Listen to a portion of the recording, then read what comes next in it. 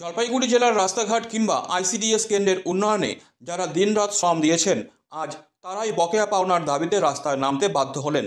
সোমবার পাহাড়পুর এলাকায় জাতীয় সড়কের ধারে প্রতীকী অবরোধে সামিল হলেন রুরাল ডেভেলপমেন্ট কন্ট্রাক্টর অ্যাসোসিয়েশনের জলপাইগুড়ি জেলা ইউনিটের সদস্যরা।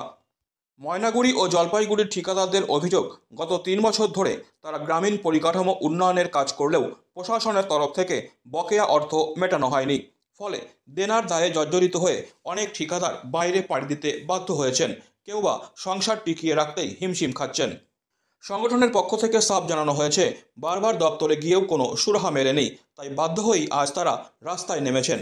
দাবি না মানা হলে আগামী দিনে আরও বৃহত্তর আন্দোলনের পথে হাঁটার হুঁশিয়ারি দিয়েছেন তারা। একজন সদস্যের আক্ষেপ, পরিশ্রম করেছি এলাকার উন্নয়নের জন্য, অথচ এখন জীবন চালাতেই লড়াই করতে হচ্ছে। এদিনের প্রতীকী অবরোধে যে ক্ষোভ আর হতাশার বহিঃপ্রকাশ ঘটেছে তা স্পষ্ট করে দিয়েছে, দীর্ঘদিনের অবহেলা আর প্রতিশ্রুতির খেলায় ধাক্কা খেয়েছে সাধারণ ঠিকাদারদের জীবনযাপন। বিগত 3 বছর ধরে আমরা বিভিন্ন রকম গ্রামের যে রাস্তা, ড্রেন, তারপরে আইসিডিএস সেন্টার, বিভিন্ন রকম উন্নয়নমূলক কাজ করেছি, সাপ্লাই করেছি মেটেরিয়ালস। তার বকেয়া আর 3 বছর ধরে আমাদের দিচ্ছে না।